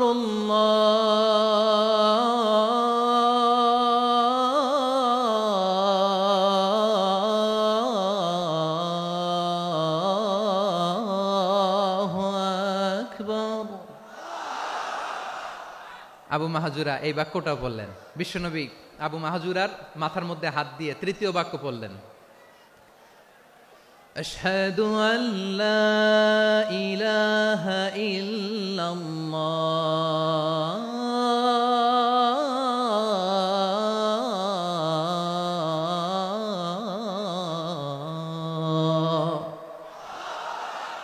আবু মাহজুরা তৃতীয় বাক্য পড়লেন। বিশ্বনবী একটা বাক্য পরে আবু মাহজুরা পরে, বিশ্বনবী পরে আবু মাহজুরা পরে। আবু মাহজুরা কিন্তু অমুসলিম, মুশরিক। আবু মাহজুরা বলে, এক একটা বাক্য পড়ি আমার কলিজাটা গলে ঠান্ডা হয়ে যায়। এতদিন মোহাম্মদকে গালি দিতাম, এখন মোহাম্মদ আমার মাথায় যখন হাত রাখছে আমার সারা শরীর ঠান্ডা হয়ে গেছে। বিশ্বনবী আজান শিখাচ্ছেন, একটা একটা বাক্য পড়ে আবু মাহজুরাও পড়ে, বিশ্বনবী পড়ে, আবু মাহজুরাও পড়ে। পুরো বাক্যগুলো যখন শেষ, আজান শেষ, আবু মাহজুরাও যখন পুরো আজান পড়লেন, আবু মাহজুরা বললেন, এতদিন মোহাম্মদের চেহারা দেখলে আমার ঘৃণা লাগতো, আজ থেকে মোহাম্মদের চেহারার চেয়ে প্রিয় চেহারা আমার কাছে নাই। আবু মাহজুরা বললেন, ও মুহাম্মদ, আজানের বাক্য তো আপনি আমারে শেখালেন, এখানেই শেষ করবেন না, আপনি আমারে পড়ায় দেন, লা ইলাহা ইল্লাল্লাহু মুহাম্মাদুর রাসূলুল্লাহ সাল্লাল্লাহু আলাইহি ওয়াসাল্লাম। বিশ্বনবীর সাথে দাঁড়িয়ে উনি শাহাদা পড়ে মুসলমান হয়ে গেলেন। এবার আবু মাহজুরা বলে, ইয়া রাসূলুল্লাহ, ইয়া হাবিবাল্লাহ, আমি মুমিন হয়েছি, মুসলমান হয়েছি, আপনার কাছ থেকে আজান শিখার সৌভাগ্য আমি লাভ করেছি গো নবী। আমার কণ্ঠের বড় তারিফ করেছেন, আপনি আমার আজানকে আপনি পছন্দ করেছেন। একটা জিনিস আপনার কাছে চাই, আপনি আমাকে মক্কার মসজিদুল হারামের মুয়াজ্জিন হিসেবে অ্যাপয়েন্ট করে দে। বিষ্ণু ঈসা ইসলাম বললেন, যাও আবু মাহজুরা, আমি তোমাকে পৃথিবীর শ্রেষ্ঠতম মসজিদ মক্কার মসজিদুল হারামের মুয়াজ্জিন হিসেবে অ্যাপয়েন্ট করে দিলাম। দেখছেন কিভাবে ট্যালেন্ট হান্টিং করতে হয়, কিভাবে হিউম্যান রিসোর্স মানব সম্পদকে ব্যবহার করতে হয়। আসছিল আজানকে ভেঙ্গাইতে, আসছিল কেন? আজানকে ব্যঙ্গ করার জন্য, বিকৃত করার জন্য। আজানকে বিকৃত করতে যে ইসলামের সবচেয়ে শ্রেষ্ঠ মসজিদের মুয়াজ্জিন হয়ে গেল। পড়েন সুবহানাল্লাহ। হযরত আবু মাহজুরা রাদিয়াল্লাহু তাআলা আনহু ওনার এই সুললিত কণ্ঠ ব্যবহার করে মসজিদুল হারামে এত সুন্দর করে আল্লাহু আকবার বলে আজান দিতেন, মানুষগুলোর, মুসল্লিগুলোর, মক্কাবাসীর হৃদয়কে তিনি বিগলিত করে দিতেন। মানুষের হৃদয়কে ঠান্ডা হয়ে যেত। শুধু এখানেই শেষ না আমার যশোরের ভাইয়েরা, বিশ্বনবী যখন সাইয়েদনা আবু মাহজুরা রাদিয়াল্লাহু তাআলা আনহুকে আজান শিখাচ্ছিলেন, বলেন তো বিশ্বনবীর হাতটা কোথায় ছিল? আবু মাহজুরার মাথার সামনে, এই চুলের উপরে ছিল। আবু মাহজুরা ওই স্মৃতিটাকে ধারণ করবার জন্য, ওই স্মৃতিকে বহন করার জন্য বিশ্বনবীর মোবারক হাত আবু মাহজুরার কপালের চুলের যেই জায়গায় লেগেছে, মৃত্যুর আগের দিন পর্যন্ত আবু মাহজুরা মাথার ওই চুলে কোনোদিন ছুরি আর কামার লাগায় নাই, সেখানে কেচি লাগায় নাই, চুলের মধ্যে খুর লাগায় নাই। আবু মাহজুরা ডান দিকের চুল কাটতো, বাম দিকের চুল কাটতো, পেছনের চুল কাটতো, সামনের চুল কাটতো না। আবু মাহজুরা রাদিয়াল্লাহু তাআলা আনহুর সামনের চুলগুলো বড় হতে হতে যখন এত বড় হয়ে যায়, তিনি চুলগুলো পেঁচিয়ে মাথার মধ্যে রাখতেন, তারপরে তিনি পাগড়ি পরতেন। সবাই জিজ্ঞেস করতো, আবু মাহজুরা এটা আবার কেমন স্টাইল? দেখতে তোমারে কি বিদঘুটে লাগে, কেমন অড লাগে, কেমন খারাপ দেখা যায়। মক্কায় এমন কোন মানুষ তো দেখি নাই, ডানে চুল কাটে, বায়ে চুল কাটে, পেছনে চুল কাটে, সামনে কাটে না। ওরে আবু মাহজুরা কেমন দেখা যায় তোমারে, তুমি সামনের চুল কাটো না কেন? আবু মাহজুরা বলে, আমি হাঁটু গেড়ে পেয়ারা নবীর সামনে বসেছিলাম, আমার এই মাথার চুলের মধ্যে মুবারক হাত লাগিয়ে বিশ্বনবী নিজে আমাকে আজানের প্রতিটা বাক্য শিক্ষা দিয়েছেন। বিশ্বনবীর মোবারক হাত, পবিত্র হাত আমার মাথার চুলের যেই জায়গায় লেগেছে, আমি চাই ওই চুলগুলা নিয়ে আমি আমার কবরের ভিতরে যাব। সাইয়েদনা আবু মাহজুরা রাদিয়াল্লাহু তাআলা আনহু ইন্তেকালের আগের পর্যন্ত মাথার সামনের চুলগুলা কাটে নাই, মাথার সামনের চুল তিনি কাটেন নাই। সুবহানাল্লাহি বিহামদি। কেমন ভালোবাসতেন বিশ্বনবী সাহাবীদেরকে, সাহাবারা কেমন ভালোবাসতেন বিশ্বনবীকে। সামনের চুলগুলো বড় হতে হতে এত বড় ছিল, পেঁচিয়ে রেখে পাগড়ি পরতেন, কাটতেন না। নবীর হাত লেগেছিল। সুবহানাল্লাহ পড়েন। তাহলে what is the lesson? Moral of the story কি? মোরাল অফ দ্য স্টোরি হচ্ছে, আসছিল আজানকে ব্যঙ্গ করার জন্য, বিকৃত করার জন্য, হয়ে গেল মসজিদুল হারামের মুয়াজ্জিন। দেখেন বিশ্বনবী একটা খারাপ সিচুয়েশনের মধ্যে থেকে কি ভালো জিনিস বের করে আনলেন। আমি যে শুরুতে বলেছি কিভাবে তিনি হিউম্যান রিসোর্সকে ডেভেলপ করেছেন, ম্যানেজ করেছেন। তিনি যে চৌকস ট্যালেন্ট হান্টার ছিল, দেখেন সবার মধ্যে থেকে এর বাছাই করে মুয়াজ্জিন বানাই দিয়েছেন। সুবহানাল্লাহ পড়েন। তার মানে এই না সবাইরে ধরে ধরে উনি মুয়াজ্জিন বানাইছেন। যার যেই ট্যালেন্ট আছে তাকে ওই কাজে অ্যাসাইন করেছেন। যার যেই প্রতিভা আছে তার প্রতিভাকে ইসলামের কাজে লাগিয়েছেন। সুবহানাল্লাহ পড়েন। যায়েদ বিন সাবিত রাদিয়াল্লাহু তাআলা আনহু নাম শুনেছেন? বিশ্বনবী দেখলেন মদিনার এই আনসারী সাহাবী হাইলি ট্যালেন্টেড, ইন্টেলেকচুয়াল, মেরিটোরিয়াস, জ্ঞানের প্রতি তার আকর্ষণ, মারাত্মক আকর্ষণ। বিশ্বনবী তাকে দায়িত্ব দিলেন, কোরআন যা নাজিল হয় তুমি লিখো, কাতিবুল ওয়াহি বানায় দিলেন। সুবহানাল্লাহ। যায়েদ বিন সাবিতরে আবার আজান শিখান নাই, কারণ তার মধ্যে বিশ্বনবী প্রতিভা দেখেছেন, একাডেমিক প্রতিভা। বিশ্বনবীর একাডেমিক প্রজেক্টগুলো তিনি হ্যান্ডেল করতেন। যায়েদ বিন সাবিত ছিল বিশ্বনবীর ব্যক্তিগত সচিব। কি ছিল? ব্যক্তিগত সচিব। বোঝেন নাই? বিশ্বনবীর ব্যক্তিগত সচিব এবং দোভাষী। ইহুদিরা কিছু লিখে দিলে এটার অর্থ বিশ্বনবীরে বুঝায় দিতেন, আবার ইহুদিদের কাছে কিছু লিখতে হলে তিনি লিখে দিতেন। বিশ্বনবী একদিন বললেন, ইন্নী ওয়াল্লাহি মা আমানু ইয়াহুদা আলা কিতাব। ইহুদিরা যে চিঠি পাঠায় অর্থ তো বুঝি না, আরেক ইহুদি আইনে অর্থ করা লাগে, আবার ইহুদিদের কাছে কিছু লিখে পাঠাইতে চাইলে আমরা তো লিখতে পারি না, ইহুদিরে দিয়ে লেখা লাগে। ওরা যে পয়রা শোনায় লিখে দেয়, আমি ওদের বিশ্বাস করি না। আমার নিজের একজন লোক দরকার। বিশ্বনবী এই যায়েদ বিন সাবেতকে চুজ করলেন ল্যাঙ্গুয়েজের জন্য। উনি বললেন, যায়েদ, তোমার সফট স্কিলকে ডেভেলপ করতে হবে, তুমি হিব্রু ল্যাঙ্গুয়েজ শিখে ফেলো। যায়েদ বিন সাবেত বলল, বিশ্বনবীর মোটিভেশন আর ইন্সপিরেশন পেয়ে আমি 15 দিনে ইহুদিদের এই হিব্রু ল্যাঙ্গুয়েজ শিখে ফেললাম। শুধু শিখে ফেললাম না, হাত্তা হাদিকতু, even I became master in the language. এই ভাষা আমি পারদর্শী হয়ে গেলাম। এরপরে ইহুদিরা চিঠি লিখে পাঠালে আর কোনো ইহুদি ডাকা লাগতো না, আমি নবীর এটার অর্থ শুনে পরে বুঝাই দিতাম। আবার ইহুদিদের কাছে চিঠি লেখা লাগলে আমি যায়েদ বিন সাবেত চিঠি লিখে দিতাম। সুবহানাল্লাহ। দেখেন, এত সাহাবীর মধ্য থেকে বিশ্বনবীর একাডেমিক প্রজেক্ট, ব্যক্তিগত সচিব, দোভাষী হিসেবে তিনি যায়েদ বিন সাবেতের মতো তরুণকে নির্বাচিত করেছেন। কেমন ট্যালেন্ট হান্টার ছিল আমার নবী। সুবহানাল্লাহ পড়বেন না? বিশ্বনবীর ইন্তেকালের পরে সাইয়েদনা আবু বকর রাদিয়াল্লাহু তাআলা আনহু যখন খলিফা হয়ে আসলেন, কোরআনকে সংকলনের দায়িত্ব দেয়া লাগবে, কোন সাহাবীকে দিবেন? সব সাহাবারা মিলে পরামর্শ করলেন। সাইয়েদনা আবু বকর, ওমর সবাই মিলে এই বিশাল কোরআন সংকলনের গুরু দায়িত্ব বিশ্বনবীর ব্যক্তিগত সচিব, বিশ্বনবীর দোভাষী, বিশ্বনবীর সিলেক্ট করাই লোক যায়েদ ইবনে সাবেত রাদিয়াল্লাহু তাআলা আনহুকে দিয়েছে। এই যে আজকের যে কোরআন পড়েন, এটা আগে এরকম ছিল না। কোরআন নাজিল হলে সাহাবারা চামড়ার, ওটের চামড়ায় লিখে ফেলতো, ওটের চ্যাপ্টা হাড্ডির মধ্যে লিখে ফেলতো, গাছের গুড়ির মধ্যে লিখে ফেলতো, বিভিন্ন জনের কাছে ছড়ানো ছিটানো ছিল। আবু বকর রাদিয়াল্লাহু তাআলা আনহু একসাথে করলেন, পরবর্তীতে উসমান রাদিয়াল্লাহু তাআলা আনহু একসাথে করলেন। 114 সূরার এখন এই মুসহাফ, এই কম্পাইলেশন, এই কপি আমরা পেয়েছি, যার হিউজ কন্ট্রিবিউশন ছিল। এই পুরো কোরআন কম্পাইলেশনের প্রজেক্ট ম্যানেজার ছিল যায়েদ বিন সাবেত রাদিয়াল্লাহু তাআলা আনহু। কোরআন কম্পাইলেশনের প্রজেক্ট ম্যানেজার। দেখেন, উনারে মাথায় হাত দিয়ে আজান শিখায় নাই। সুবহানাল্লাহ কইবেন না? তাহলে প্রথম সাহাবী আবু মাহজুরাকে মুয়াজ্জিন বানাইলেন, যায়েদ বিন সাবেতকে ব্যক্তিগত সচিব আর দোভাষী বানালেন, মুসআব ইবনে উমাইর রাদিয়াল্লাহু তাআলা আনহুকে ইসলামের প্রথম অ্যাম্বাসেডর বানালেন। কি নাম? He was the first ambassador in ইসলাম।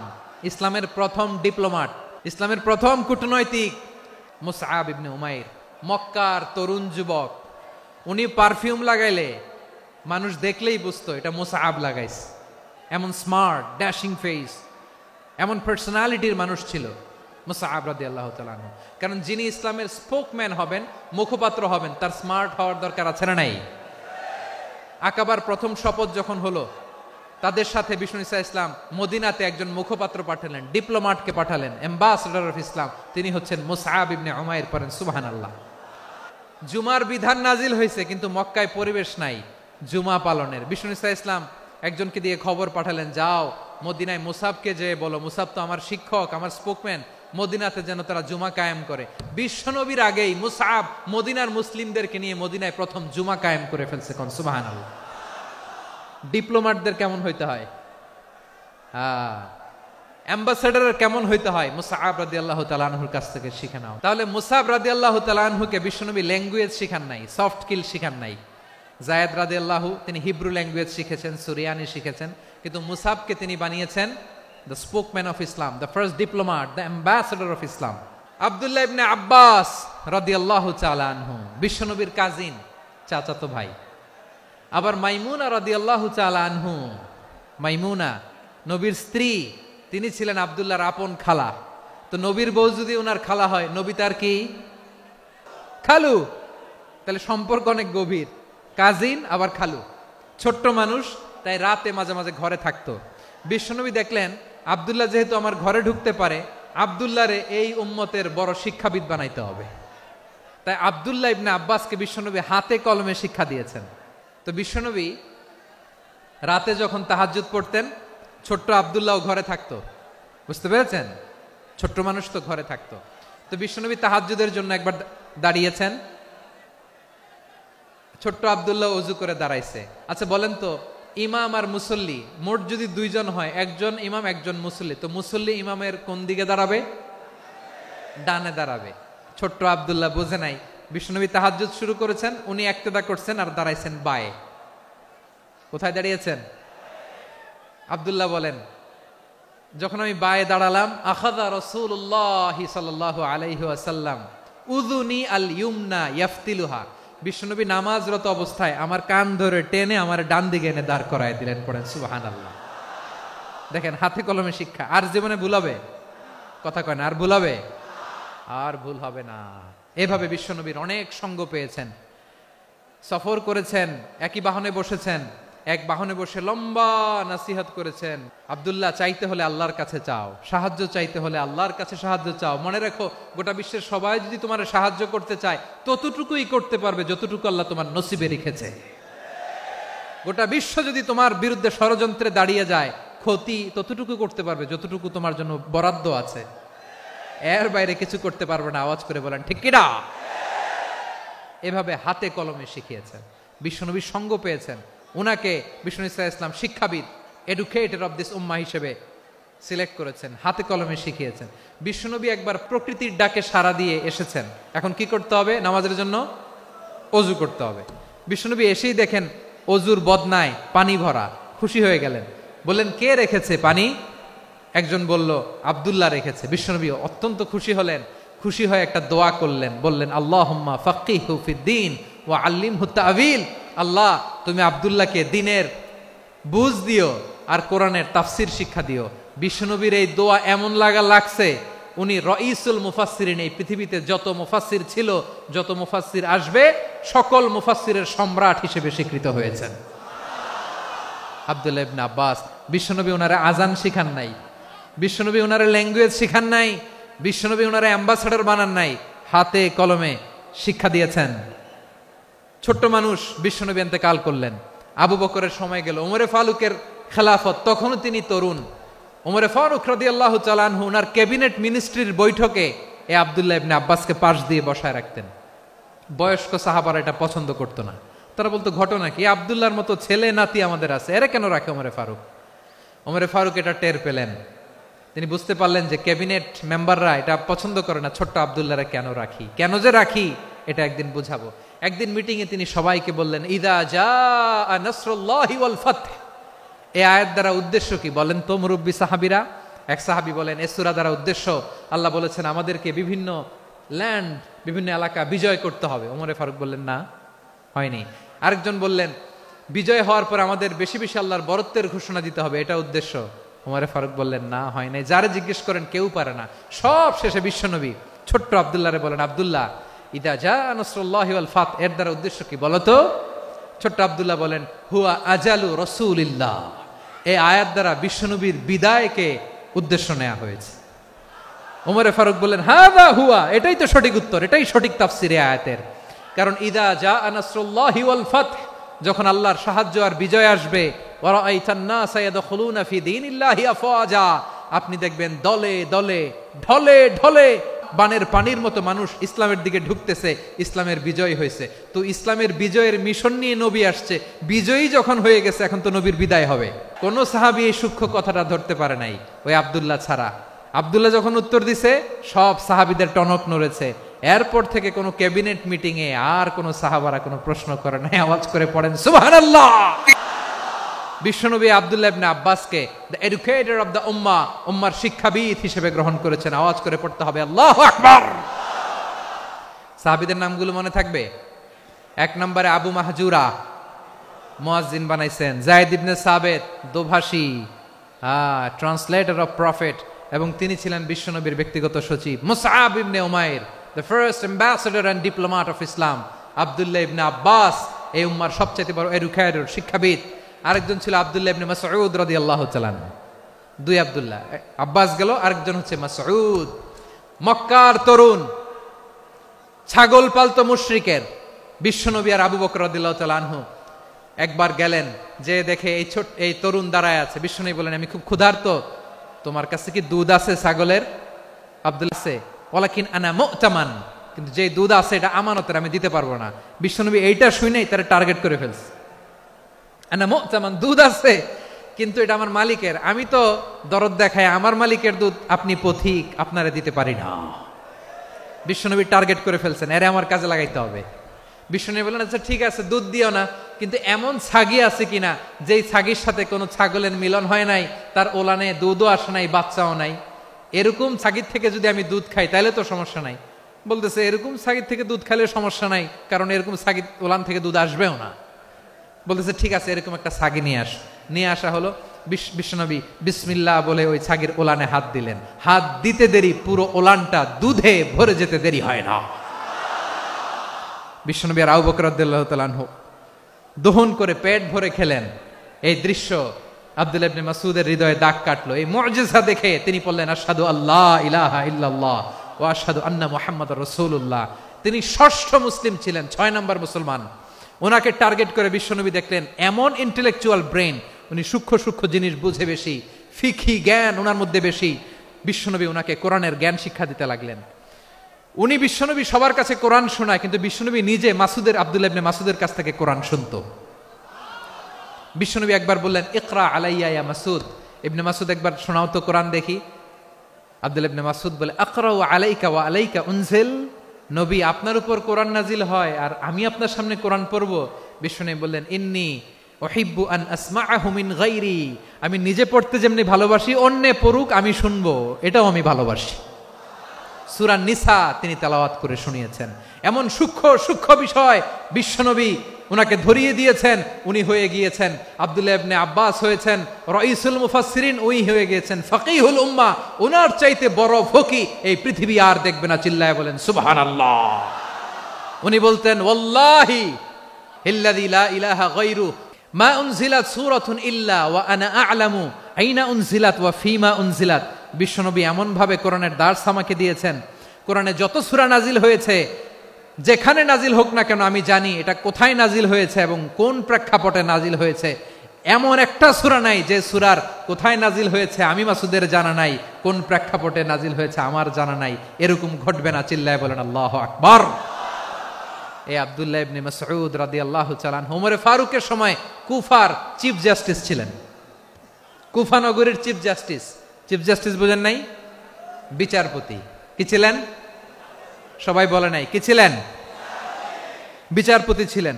এবং ওনার যে ফিকহি জ্ঞানের ধারা, এটাই আলকামা, ইব্রাহিম আন-নাখাই, হাম্মাদ ইবনে সুলাইমান হয়ে ইমাম আবু হানিফা পর্যন্ত পৌঁছেছে। এবং ওনার ফিকহি জ্ঞানের ধারাই হানাফি মাযহাবে অ্যাকসেপ্ট হয়েছে। আজও এগুলো হানাফি মাযহাবে চর্চিত হয়। হানাফি মাযহাবের সব ফিক আব্দুল্লাহ ইবনে মাসউদের ফিকহি জ্ঞানের ধারা থেকে নেওয়া হয়েছে। চিল্লায় পড়েন সুবহানাল্লাহ। তাহলে উনাকে বিশ্বনবী বানিয়েছেন জুরিস্ট, আইনবিদ, ফকিহ। উনারে আজান শিখান নাই। হিউম্যান রিসোর্স ডেভেলপমেন্ট কিভাবে করবেন, মানব সম্পদের উন্নয়ন কিভাবে করতে হয়, কিভাবে যার যেখানে প্রতিভা কাজে লাগাতে হয় উনি দেখিয়েছেন। সুবহানাল্লাহ পড়বেন না? খালিদ বিন ওয়ালিদ কি ছিলেন? বীর যোদ্ধা। কিন্তু তিনি ইসলাম ধর্ম গ্রহণ করেছেন অনেক দেরিতে, 8ম হিজরিতে। তার মানে 8ম হিজরির আগে উনি মুশরিকদের পক্ষে লড়াই করেছেন। ওনার হাতে কত মুসলিম সাহাবী যে নিহত হয়েছে হিসাব নাই। বিশ্বনবী টার্গেট করে রাখছে, তুমি আমাদের মুসলিমদের এত ক্ষতি করলা, তুমি যখন মুসলমান হবা তোমার দিয়ে আমি এমন কাম করামু যে এটা আর কেউ করতে পারবে না। খালিদ বিন ওয়ালিদ রাদিয়াল্লাহু তাআলা আনহু 8ম হিজরিতে মুসলিম হয়েছেন, মক্কা বিজয়ের আগে। তো মক্কা বিজয়ের আগে যখন মুসলিম হয়েছেন, এর আগে কি করছেন? কাফিরদের সাথে যুদ্ধ করেছেন। উনি উহুদের যুদ্ধে মুসলমানদের যে পরাজয় ভাব, কঠিন পরিস্থিতির মুখোমুখি উনার কারণে পেছন থেকে এমন আতর্কিত আক্রমণ করেছেন, মুসলমানদেরকে কচুকাটা করেছেন। 8ম হিজরিতে আল্লাহ তাআলা হেদায়েতের নূর দিয়ে ওনার হৃদয়টাকে উজালা করে দিলেন। লা ইলাহা এটা এমন বাণী যার হৃদয়ে একবার টাচ খাবে, এইটা থেকে সে আর পালিয়ে বেড়াতে পারে। ঝিনুকের ভেতর লুকিয়ে থাকে যেমন মতি, ঝিনুকের ভেতর লুকিয়ে থাকে যেমন মতি, কলমা শাহাদাতে আছে আল্লাহর জ্যোতি, কলমা শাহাদাতে আছে আল্লাহর জ্যোতি। ঠিক কিনা বলেন? মক্কা বিজয়ের আগে মুসলিম হলেন, হওয়ার পরেই বিশ্বনবীর টার্গেট ফুলফিল হলো। ওই যে টার্গেট করে রেখেছেন আর দোয়া করেছেন, খালিদ বিন ওয়ালিদ যদি মুসলিম হয় তাকে আমি মিলিটারি চিফ বানাবো। ওনাকে আজান শিখান নাই, ওনারে কান ধইরা নামাজের এই মাথা থেকে ওই মাথা আনান নাই, ফিকহি কোরআনের সূক্ষ্ম তাফসীর ওনারে শিখান নাই, অ্যাম্বাসেডর বানান নাই। বিষ্ণু ইসলাম উনাকে সামরিক অভিযানে প্রেরণ করেছেন।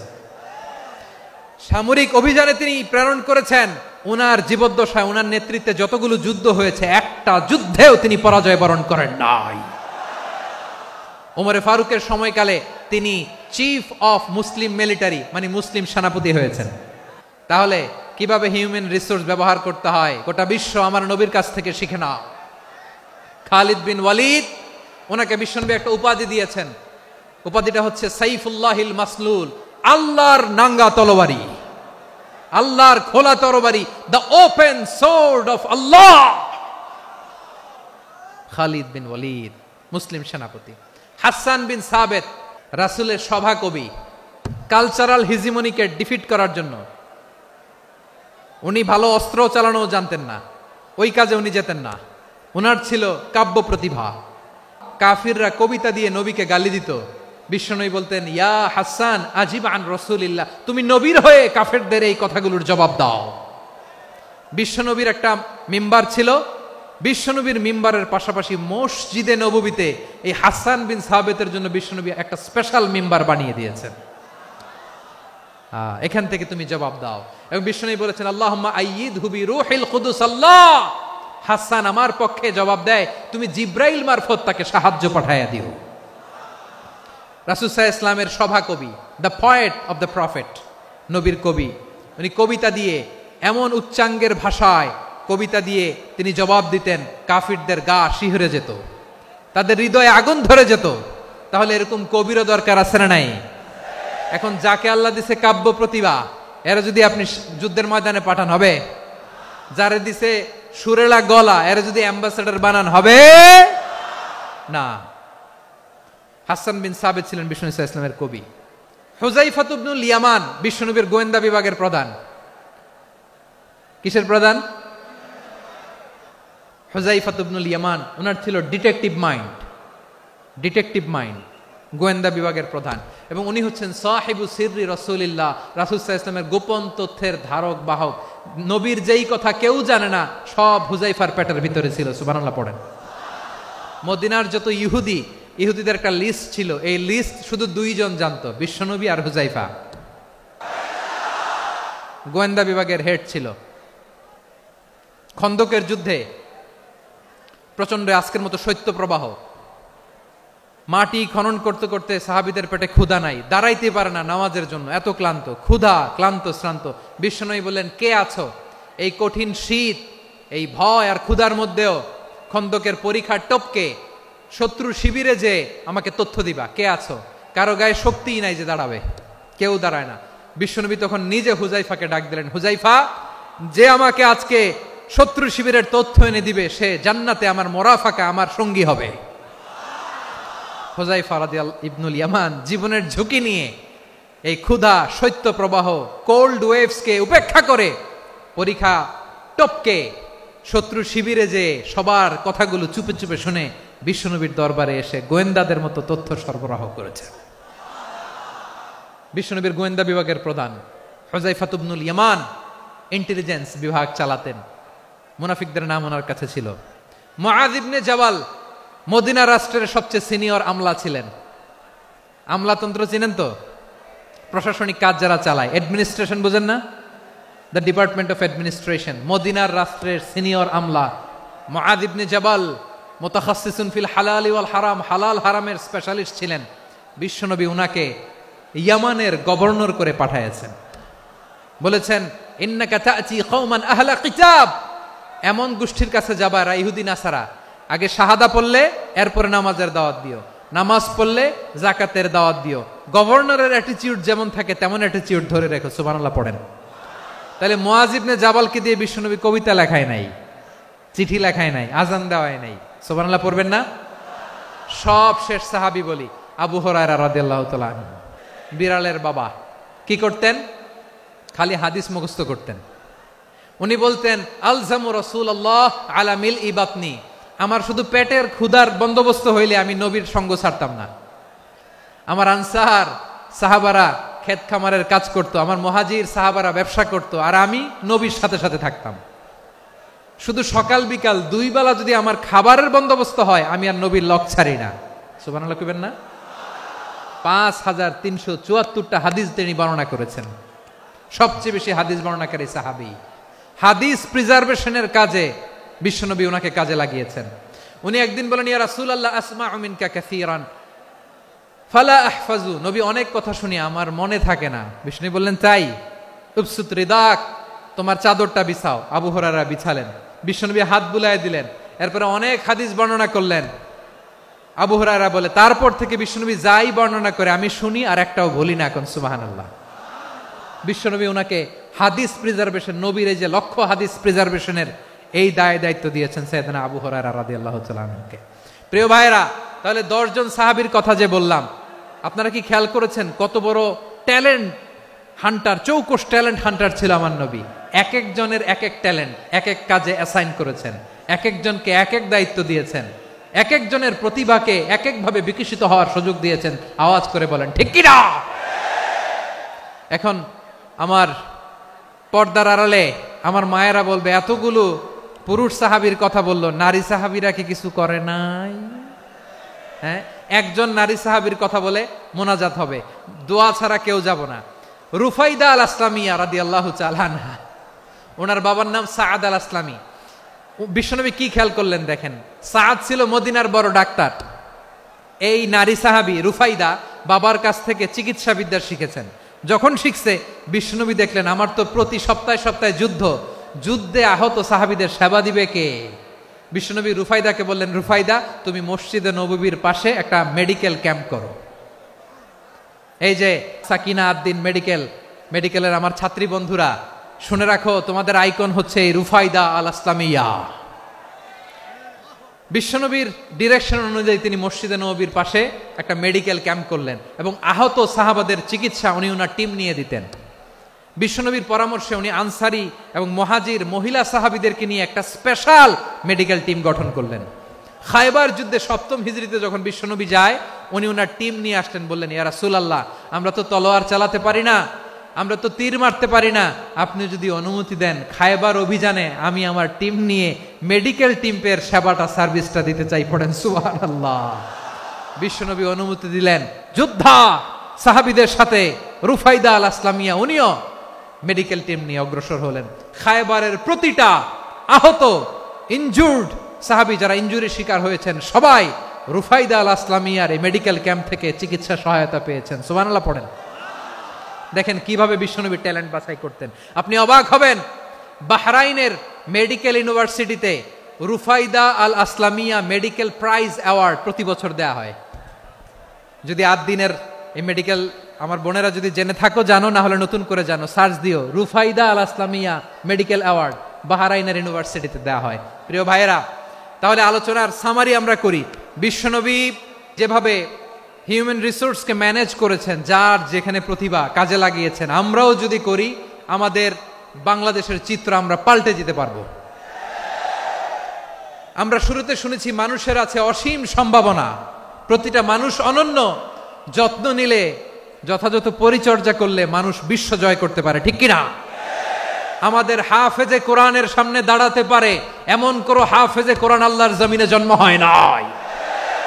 গোটা বিশ্ব কাঁপিয়ে তারা সেরা, আমাদের ক্রিকেটাররা সেরা, আমাদের তৈরি পোশাক শিল্প সেরা। এরকম অনেক অনেক সেরা জিনিস আছে, আমরা এগুলোর নার্চারিং করতে পারি নাই, পরিচর্যা করতে পারি নাই, সঠিক তারবিয়াতের অভাব। তাহলে মানুষের অসীম সম্ভাবনাকে কাজে লাগাতে হবে, ঠিক কিনা বলেন? ইউনুস গভর্নমেন্টকে আমি বলবো, অল্প সময়ের জন্য আপনারা এসেছেন, সংস্কারও করতে হবে, আবার নির্বাচনও করতে হবে। সব সংস্কার হতে করতে পারবেন না, যতটুকু পারবেন এর মধ্যে আমাদের যে হিউজ ম্যান পাওয়ার, আমাদের যে মানব সম্পদ, হিউম্যান রিসোর্স, এটাকে ডেভেলপ করে আপনাদের যেতে হবে। যেটা পারবেন না সেটাকে পরবর্তী নির্বাচিত গভর্নমেন্টের কাছে রেখে যেতে হবে, যে তারা যেন করে, তাদের কাছে আপনারা এটা রেখে যাবেন। তাহলে মানুষ চাইলে বিশ্ব জয় করতে পারে, আর মানুষকে হারাতে পারে কেউ? আল্লাহ আমাদেরকে জনসংখ্যা দিয়েছেন প্রিয় ভাইয়েরা, এই জনসংখ্যা অনেক বড় সম্পদ, এটা আমাদের জন্য অভিশাপ নয়, আশীর্বাদ। আমাদের জনসংখ্যাকে যদি আমরা জনশক্তিতে রূপান্তর করতে পারি, আজকে বাংলাদেশ যে অবস্থানে দাঁড়িয়ে আছে, বাংলাদেশ তার 20 গুণ উন্নতির শিখরে চলে যাবে। চিল্লায় বলো ঠিক কিনা? আমাদের শ্রমিক ভাইয়েরা বাইরে কাজ করে, আমাদের শ্রমজীবী ভাইয়েরা, প্রবাসীরা, তাদের ব্যাপারে গুরুত্ব দিতে হবে। আমাদের শ্রমের দাম সবচেয়ে কম, সবচেয়ে কম। তারা এম্বাসিতে গুরুত্ব পায় না, এয়ারপোর্টে গুরুত্ব পায় না। এই সরকার অবশ্য তাদেরকে অনেক গুরুত্ব দিচ্ছে। আমাদের অদক্ষ শ্রমিককে যখন আমরা দুবাই পাঠাই, অল্প বেতন পায়, কিন্তু ইন্ডিয়ানরা দক্ষ শ্রমিক পাঠাইলে তার 3 গুণ বেতন পায়। আমরা আমাদের শ্রমিকদেরকে অদক্ষ ভাবে আর পাঠাতে চাই না, দক্ষ শ্রমিক পাঠিয়ে আমরা রেমিটেন্সের বন্যা বইয়ে দেব। তাদেরকে সবচেয়ে গুরুত্ব দিতে হবে। আমরা পেয়েছি ফ্রিডম ফাইটার, মুক্তিযোদ্ধা, আর আমার প্রবাসী ভাইরা হচ্ছে রেমিটেন্স ফাইটার। জোরে বলো ঠিক কিনা? তাহলে আমাদের এই জনশক্তিকে জনসম্পদে ট্রান্সফর্ম করতে হবে। সরকার জনগণকে এভাবে পলিশ করতে হবে। মা বাবারা ছেলে মেয়েদের মধ্যে কার কোন যোগ্যতা তাকে ওইভাবে কাজে লাগাতে হবে। সবার এ প্লাস পাওয়ার কোনো দরকার নাই। আমাদের দেশে একটা টেন্ডেন্সি আছে, পরীক্ষায় এ প্লাস না পাইলে কই তুই কি করলি, পাশের বাড়ির ছেলে এ প্লাস পাইছে, যা ওর পা ধোয়া পানি খা। খাওয়া নাই, এগুলার খাওয়া নাই। ওরে আল্লাহ এ প্লাস পাওয়ার জন্য বানাইছে, আর আপনার ছেলেকে এই এ প্লাস গুলারে নিয়ন্ত্রণ করার জন্য আল্লাহ বানাইছে। ওকে দিয়ে আল্লাহ কি করবে আপনি জানেনই না। একটা এ প্লাস, একটা এ গ্রেড একটা মানুষের জীবনকে ঠিক করে দিতে পারে না। আপনার ছেলেকে আল্লাহ অন্যদিকে যোগ্যতা দিয়েছে, ওদের মনোবল ভাঙবেন না, খবরদার। যাকে দিয়ে যেটা হবে তাকে দিয়ে সেটা করতে হবে, তার প্রতিভাকে সেভাবে কাজে লাগাতে হবে। তাহলে আমাদের এই জনসংখ্যা জনসম্পদে রূপান্তরিত হবে। আমাদের সরকারের তত্ত্বাবধানে আমাদের 18 কোটি জনগণ দক্ষ জনশক্তিতে রূপান্তরিত হোক, আমরা চাই কি চাই না? আমরা ভালো মানুষ, শ্রেষ্ঠ মানুষ হতে চাই কি চাই না? ওই জাপানিজদের মতো সৎ, ওই ইউরোপিয়ানদের মতো কালচার্ড। আমাদেরকে আল্লাহ তাআলা কোরআন সুন্নাহ অনেক কিছু দিয়েছেন। যেহেতু বর্তমানে আমরা দেখছি তারা সৎ, তাদের মধ্যে ভ্যালিউ আছে, সেগুলো আমাদের মধ্যে আনার দরকার আছে না নাই? আর ইসলাম দিয়ে আমাদের জীবনকে সাজাতে হবে, ইসলাম দিয়ে আমার পরিবারকে সাজাতে হবে। ইসলাম থেকে, কোরআন থেকে প্রেসক্রিপশন না নিলে জীবন সুন্দর হবে না। কোরআন থেকে প্রেসক্রিপশন না নিলে সমাজ সুন্দর হবে না। কোরআনের প্রেসক্রিপশন না মানলে রাষ্ট্র সুন্দর হবে না। কোরআনের প্রেসক্রিপশন অ্যাপ্লাই না করলে শুধু দুর্নীতি দমন কমিশন দিয়ে দুর্নীতি বন্ধ করা যাবে না। এজন্য কোরআনের আইন আমরা চাই কি চাই না? প্রিয় ভাইয়েরা, হিউম্যান রিসোর্স ডেভেলপমেন্ট, মানব সম্পদের উন্নয়ন, আমাদের সরকার যেন এদিকে নজর দেয়। আমরা যেন এই ব্যাপারে যত্নবান হয়ে উঠি। যাকে আল্লাহ যে যোগ্যতা দিয়েছে, এই যোগ্যতা দিয়ে আমরা যেন ইসলামের জন্য, দেশের জন্য কাজ করি। আমরা যেন আমাদের স্কিল ডেভেলপ করি, আমাদের পটেনশিয়ালকে ডেভেলপ করি। মোরালিটি, ভ্যালিউজ নিয়ে শায়েখ আহমদুল্লাহ আলোচনা করেছেন, এগুলো দিয়ে যেন আমরা আমাদেরকে সাজাই। আল্লাহ তাআলা আমাদের দেশকে তুমি নিরাপদ করো, আমরা পড়ি আমিন। আল্লাহ আমার 18 কোটি জনগণকে তুমি জনশক্তিতে রূপান্তরিত করো, আমিন। আল্লাহ আমরা হাতে হাত রেখে, কাঁধে কাঁধ মিলিয়ে, ভাইয়ে ভাইয়ে যেন এই দেশকে গড়তে পারি, আল্লাহ তুমি তৌফিক দান করো, আমরা পড়ি আমিন। আসুন আমরা আমাদের জনসংখ্যাকে জনসম্পদে ট্রান্সফর্ম করি। আমাদের জনসংখ্যাকে আমরা যেন জনশক্তিতে রূপান্তরিত করি। জনসংখ্যাকে ট্রান্সফর্ম করে জনশক্তি দিয়ে আমরা যেন আগামীর বাংলাদেশ, স্বাধীন বাংলাদেশ 2.0 গড়ে তুলি। আল্লাহ তাআলা আমাদের সবাইকে কথাগুলো বোঝার, আমল করার তৌফিক দান করুন। হাযা মা ইনদি ওয়াল ইলমু ইনদাল্লাহ আলাইহি তাওয়াক্কালতু ওয়া ইলাইহি উনীব। সুবহানাকাল্লাহুম্মা বিহামদিকা আশহাদু আল্লা ইলাহা ইল্লা আনতা আস্তাগফিরুকা ওয়া আতুবু ইলাইক।